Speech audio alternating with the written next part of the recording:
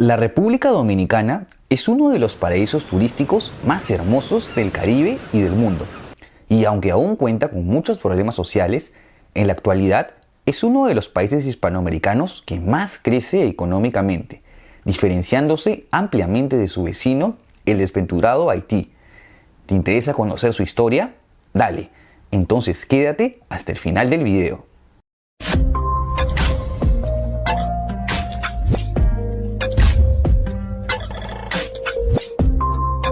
Se estima que la población de la isla española llegaría en 8 periodos migratorios desde las costas de Venezuela a partir del año 3000 a.C., navegando isla por isla desde las Antillas menores hasta las mayores. Sin embargo, por la poca competencia entre pueblos, se mantuvieron rudimentarios por varios siglos, dedicándose a la caza y pesca sin siquiera practicar la agricultura. Algunos de estos grupos, los Siboney, los arahuacos y los caribes. Sin embargo, el grupo que llegó a predominar tanto en la Española como en el resto de las Antillas antes de la llegada de los europeos fueron los taínos. Los arqueólogos suelen clasificarlos en 3 grandes grupos: los occidentales, que habrían ocupado casi toda Cuba; los clásicos, en la isla de la Española y Puerto Rico; y los orientales, en las Antillas menores. Otros grupos, como los guanatabeyes y los caribes, también habrían sido encontrados por los europeos. Pero hablando netamente de la Española, los taínos se organizaron en 5 cacicazgos, es decir, sociedades religiosas gobernadas por caciques: Marién, Maguá, Maguana, Higüey y Jaragua. Se sabe que estos taínos entrarían en conflictos con los caribes, caracterizados por su belicosidad. Y estos conflictos estarían presentes justo a la llegada de los europeos en 1492, durante la expedición de Cristóbal Colón, quien bautizaría la isla con el nombre de La Española y fundaría el Fuerte Navidad al norte de la isla, primer asentamiento español en Nuevo Mundo, pero que sería destruido por los taínos por orden del cacique Caonabo. Colón regresó al año siguiente durante su segundo viaje y fundaría La Isabela, primera ciudad europea en Nuevo Mundo y capital del también primer virreinato, el Virreinato Colombino, cuyo primer virrey fue el mismo Colón, sucedido por su hijo Diego. En 1496 se fundaría Santo Domingo, a la par que la isla se iría convirtiendo en el punto de partida desde donde zarparían las diversas expediciones a la conquista del Nuevo Mundo. En la Española también se crearía el primer obispado, la primera capitanía general y la primera real audiencia. Sí, pioneros en todo. ¿Y qué pasó con los taínos? Pues ante la inferioridad bélica serían sometidos sin mucha resistencia. Algunas rebeliones, como la de los caciques Atuey y Guarocuya, terminarían siendo reprimidas y progresivamente los taínos irían pereciendo tanto por enfermedades europeas de las que carecían inmunidad como por trabajos forzosos, pasando de unos 60.000 en 1500 hasta 600 hacia 1530. Aconteció también que entraría en boga la explotación de la caña de azúcar y a falta de mano de obra indígena, pues los reyes católicos autorizarían la importación de esclavos africanos. Durante estas primeras décadas, en la Española, florecería una época de prosperidad y apogeo económico. Sin embargo, hacia 1535, y con los territorios recién conquistados en Norteamérica, se creó el Virreinato de Nueva España. El Virreinato Colombino se convertiría en la Capitanía General de Santo Domingo, bajo jurisdicción de Nueva España. A la década siguiente se fundaría el Virreinato del Perú, y ante los nuevos territorios llenos de oro y plata, la Española iría perdiendo relevancia y con el tiempo cayó en el olvido y la pobreza. Blancos colonos, negros e indígenas vivían en precarias condiciones por igual, por lo que las jerarquías raciales serían más débiles que en el resto de colonias. Y claro, Santo Domingo no sería la excepción en el proceso de mestizaje. Estas condiciones forzarían a los dominicanos a acudir al comercio de contrabando. A esto se suma que la Española, como casi todos los territorios caribeños, sufriría constantes ataques de corsarios extranjeros, principalmente ingleses, entre ellos destaca la toma de Santo Domingo por Francis Drake, que sería devuelta tras el pago de una indemnización a Inglaterra. Como medida contra el contrabando, el rey de España ordenaría despoblar la parte occidental de la isla para que la población se concentre en Santo Domingo y así tener un mejor control. Por la manera violenta en la que se desalojó a la población, este hecho fue conocido como las devastaciones de Osorio y que terminó en un desastre, ya que la mitad de colonos reubicados murieron de hambre o enfermedad. Este despoblamiento de Occidente fue aprovechado por bucaneros franceses para asentarse en la isla de Tortuga, para luego establecer control directo en 1640 de grandes porciones de territorio occidental de la Española hasta establecer una colonia, cosa que lógicamente no sería reconocida por España y sería el inicio de un largo conflicto. De hecho, para Francia, esta colonia se iría oficializando con el Tratado de Ryswick, luego de la Guerra de los 9 años, fundando así el Saint-Domingue. España, por su parte, impulsaría la migración de españoles, principalmente desde las Islas Canarias, para adquirir presencia en la isla, aunque no reconocería ninguna soberanía francesa hasta el Tratado de Aranjuez en 1777. La paz entre Francia y España acabaría durante la Guerra del Rosellón por territorios continentales limítrofes. Tras la victoria francesa y el consecuente Tratado de Basilea, la soberanía total de la isla quedaría bajo Francia. Este periodo se conoce como la Era de Francia, la cual sería efímera, pues Haití consiguió su independencia en 1804. Pero los franceses no serían expulsados por criollos del sector español de la isla hasta 1809, tras la batalla de Palo Hincado, iniciándose así el periodo conocido como España Boba, en donde la corona tendría escasa intervención. Ante el poco interés peninsular, surgirían ciertas conspiraciones para desligarse del poder español.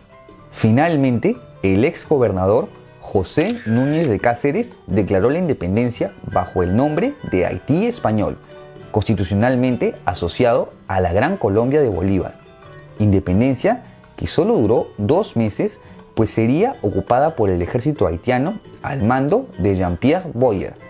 Haití había conseguido el control total de la isla. Este periodo es visto por muchos como una catástrofe para la República Dominicana, en vista que Boyer intentaría reprimir la identidad dominicana, prohibiendo el idioma español y confiscando los bienes de la Iglesia Católica, además de expropiar múltiples propiedades a criollos dominicanos, por lo que muchos tuvieron que emigrar. Pero lo más crítico fueron los pesados impuestos a Santo Domingo para costear la indemnización por la independencia de Francia. Con todas estas injusticias, deseos de independentismo surgirían con muchas ansias y se verían plasmadas en la aparición de próceres como Juan Pablo Duarte, quien fundaría una sociedad conocida como la Trinitaria, que al conspirar con otros grupos haitianos que también querían derrocar al régimen haitiano, se iniciaría la Guerra de Independencia Dominicana. Tras 12 años de conflictos, los dominicanos consiguen su independencia, fundando así la primera República Dominicana con el combatiente Pedro Santana como presidente, de una visión más conservadora, a diferencia de las ideas liberales de Duarte, quien ante la pérdida de influencia política se retiraría a Venezuela. Santana recibe así un gobierno en bancarrota, por lo que solicitaría a la reina Isabel II de España que vuelva a tomar control de su país, siendo así República Dominicana el único país hispano que regresó bajo dominio español luego de su independencia.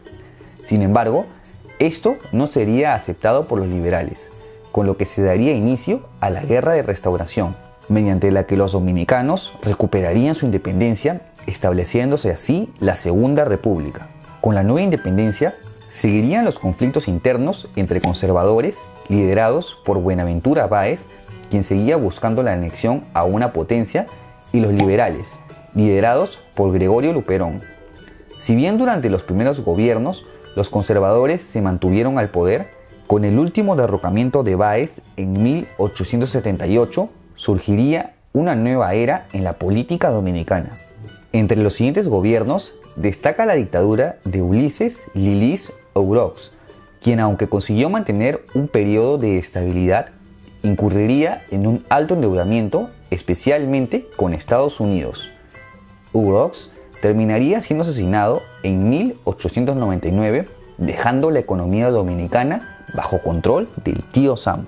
A la muerte de Lilis comenzaría un periodo de inestabilidad política de cortos gobiernos, aunque en el lado económico la industria azucarera se modernizó y se logró atraer cierta inmigración, lo que mejoraría la economía dominicana. Sin embargo, las deudas no se pudieron pagar, por lo que República Dominicana cayó ante amenazas de intervención militar de las potencias acreedoras de Europa. Ante esto, gracias al control económico impuesto desde Europa y en honor a la doctrina Monroe, Estados Unidos ocuparía la República Dominicana desde 1916. Sí, los dominicanos dejaban de ser independientes una vez más. Si bien habían perdido su autonomía, durante este periodo los dominicanos lograron una reactivación de su economía, se redujo la deuda y se construyó una red de carreteras que interconectaba a todo el país. La ocupación estadounidense terminaría en 1924 y tras unas elecciones libres sería elegido el expresidente Horacio Vázquez, quien consiguió un gobierno estable y próspero, pero como siempre, con detractores que dudaban de él por haber extendido su mandato de 4 a 6 años. Tras una revolución en Santiago, ascendería al poder el comandante de la Guardia Nacional, Rafael Leónidas Trujillo, dando inicio así a la era Trujillo, considerada como una de las dictaduras más sanguinarias de América. Si bien en su régimen hubo algunos aspectos positivos, como una bonanza económica y cierta protección del medio ambiente, se caracterizó por el culto a su personalidad, enriquecimiento personal, políticas de extrema derecha, una dura represión y una marcada marginación a los haitianos. De hecho, se estima que las víctimas durante su régimen rodean las 50.000 personas, gran parte de ellas durante la sanguinaria masacre de Perejil, en la que el ejército dominicano asesinaría entre 12.000 y 35.000 personas de origen haitiano residentes en territorio dominicano. A pesar que Trujillo mostraría un acercamiento a Estados Unidos, llegó a un punto que su régimen se pasaría de la raya, como con su intento de un atentado contra su rival, el presidente venezolano Betancourt. Por tal motivo, y para prevenir un alzamiento comunista como había pasado en Cuba, presuntamente la CIA habría apoyado en el asesinato del dictador, quien moriría durante una emboscada en 1961. Tras este magnicidio y en medio de una tremenda inestabilidad política, Juan Bosch conseguiría llegar al poder democráticamente. Aunque sería derrocado al poco tiempo, dos triunviratos llegarían al poder. En 1975, una revuelta buscaba su restitución que conllevó al país en una guerra civil y ¡pum! Segunda intervención estadounidense, quienes veían a Bosch como una posible amenaza marxista, por lo que al cabo de un año de una nueva ocupación, dejarían a Joaquín Balaguer, último presidente títere de Trujillo, al mando del gobierno. Balaguer seguiría las tácticas de Trujillo al reprimir partidos de la oposición, y aunque logró excelentes resultados macroeconómicos, este crecimiento no fue de la mano de una distribución equitativa de la riqueza.